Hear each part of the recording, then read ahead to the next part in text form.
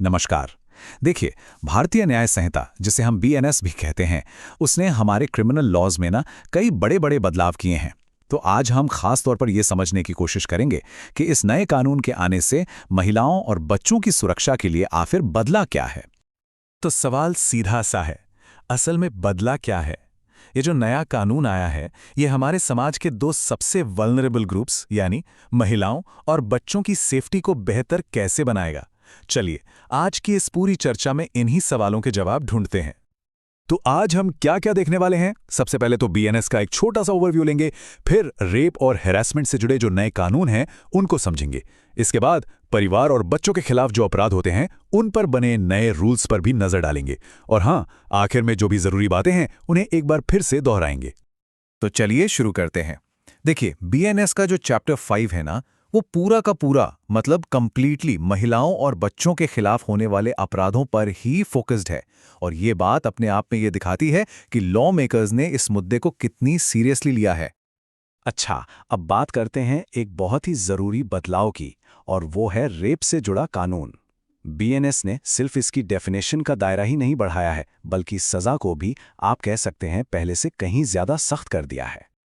तो सेक्शन 63 के हिसाब से अब रेप की डेफिनेशन को बहुत वाइड कर दिया गया है।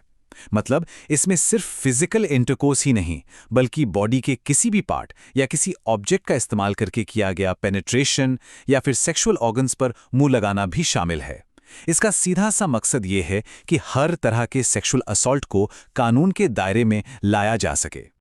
देखिए, कंसेंट यानी सहमति का सवाल तो सबसे जरूरी होता है ना? और ये नया कानून इस बात को बिल्कुल क्लियर कर देता है। तो सवाल यह है कि कंसेंट को कब कंसेंट नहीं माना जाएगा। पहला, जब वो किसी की मर्जी के खिलाफ हो। दूसरा, जब डरा धमकाकर या धोखे से ली गई हो। और बात यहीं खत्म नहीं होती। अगर कोई नशे में है या मेंटली अनसाउंड है या फिर 18 साल से कम उम्र का है, तो लीगली उनकी सहमति का कोई मतलब ही नहीं है। अब सजा की बात करें तो सेक्शन 64 दो तरह के केसेस में फर्क करता है। जो जनरल केसेस हैं उनमें 10 साल से लेकर उम्र कैद तक की सजा है। लेकिन अगर क्राइम किसी ऐसे इंसान ने किया है जो किसी अथॉरिटी या भरोसे की पोजीशन पर है, तो सजा और भी ज्यादा मतलब बहुत ज्यादा सख्त हो जाती है। तो ये एग्रीवेटेड केसेस यानी गंभीर मामले हैं क्या आखिर? जरा सोचिए, जब कोई अपनी पावर का गलत इस्तेमाल करे, जैसे कोई पुलिस ऑफिसर, कोई सरकारी अफसर या फौज का जवान। कानून उन लोगों को भी बहुत सख्ती से देखता है जो किसी वल्नरेबल को टारगेट करते हैं, जैसे कि कोई प्रेग्नेंट महिला या कोई मेंटली इल महिला। इतना ही नहीं, कम्युनल वायलेंस के दौरान या किसी रिश्तेदार, दोस्त या गार्डियन ने अगर ये अपराध किया है, और हाँ, गैंग रेप, ये सब इसी कैटेगरी में आते हैं। चलिए इसको एक सिंपल से एग्जाम्पल से समझते हैं। मान लीजिए अंकित ने अपनी कलीग पायल की ड्रिंक में कुछ मिला दिया और जब वो बेहोश थी तो उसका असॉल्ट किया। अब क्योंकि पायल कंसेंट देने की हालत में ही नहीं थी, ये सीधा सीधा बीएनएस के सेक्शन 64 के तहत एक बहुत ही गंभीर अपराध माना जाएगा। और जब बात आती है गैंग रेप की, तो कानून और भी ज्यादा सख्त हो जाता है।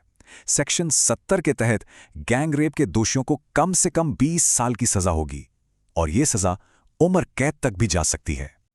अच्छा, एक और मुद्दा है जिस पर हमेशा बहुत बहस होती है, वो है शादी का झूठा वादा। बीएनएस का सेक्शन 69 अब इसे एक अलग स्पेसिफिक ऑफेंस मानता है। मतलब अगर कोई शादी का झांसा देकर सेक्सुअल रिलेशन बनाता है तो उसे 10 साल तक की जेल हो सकती है। लेकिन कानून सिर्फ रेप तक ही लिमिटेड नहीं है। बीएनएस जो है वो असॉल्ट और हैरेसमेंट के दूसरे फॉर्म्स को भी एड्रेस करता है, खासकर वो क्राइम्स जो आजकल के डिजिटल जमाने में बहुत बढ़ गए हैं।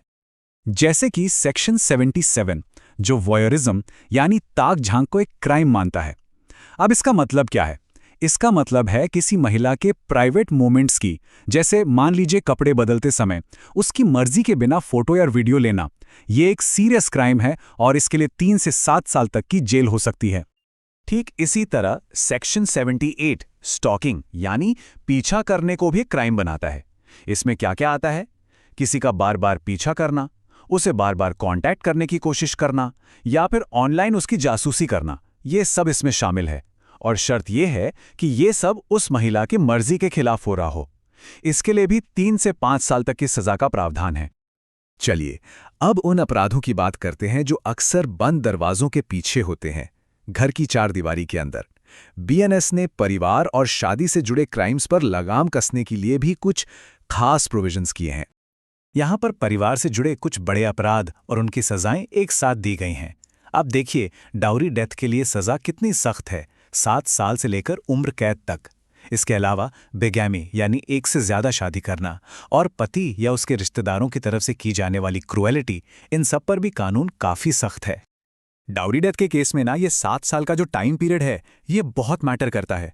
सेक्शन 180 ये कहता है कि अगर शादी के 7 साल के अंदर किसी महिला की मौत सस्पेक्ट हालात में हो जाती है और ये प्रूव हो जाता है कि मौत से ठीक पहले उसे दहेज के लिए हरास किया जा रहा था, तो इसे डाउरी डेथ ही माना जाएगा। और हाँ, ये समझना भी बहुत जरूरी है कि कानून की नज़र में क्रूअलिटी का मतलब सिर्फ फिजिकल वायलेंस या मारपीट नहीं है। सेक्शन 86 के हिसाब से कोई भी ऐसा बर्ताव, चाहे वो फिजिकल हो या मेंटल, जो किसी महिला को सुसाइड करने पर मजबूर कर दे या उसकी जान, हाथ पैर या हेल्थ को गंभीर खतरा पहुंचाए, वो क्रूअलिटी ही माना जाएगा। अब आते हैं हमारे अगले और आखिरी टॉपिक पर, वो है बच्चों के खिलाफ होने वाले अपराध। बीएनएस ने बच्चों को एक मजबूत लीगल प्रोटेक्शन देने के लिए कई नए और सख्त नियम बनाए हैं। तो बच्चों की सेफ्टी के लिए कानून में कई खास बातें हैं, जैसे कि 12 साल से कम उम्र के बच्चे को अकेला छोड़ देना एक क्राइम है।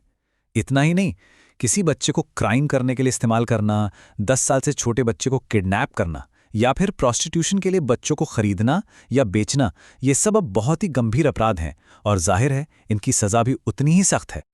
तो ये थे कुछ जरूरी प्रावधान। अब इस पूरी बातचीत से हमें क्या याद रखना है? चलिए, जो मेन पॉइंट्स हैं उन्हें फटाफट एक बार रिवाइज कर लेते हैं। तो इस पूरी बातचीत का निचोड़ क्या निकला?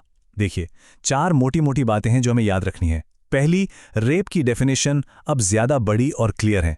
दूसरी, सजाएं पहले से ज्यादा सख्त हो गई हैं, खासकर उन लोगों के लिए जो अपनी पावर का गलत इस्तेमाल करते हैं। तीसरी, डिजिटल क्राइम्स जैसे स्टॉकिंग और वॉयरिज्म को अब सीधे सीधे कानून के दायरे में लाया गया है। और चौथी बात, बच्चों और दूसरे वल्नरेबल ग्रुप्स की सेफ्टी पर एक स्पेशल फोकस रखा गया है। और जाते जाते एक सवाल सबके लिए छोड़ जाता हूं, क्या कानून समाज को बदलता है या फिर समाज कानून को? देखिए, भारतीय न्याय संहिता जैसे कानून बेशक एक बहुत पावरफुल टूल हैं, लेकिन असली बदलाव तो तभी आएगा जब हमारी सामाजिक सोच भी बदलेगी। इस पर सोचेगा जरूर।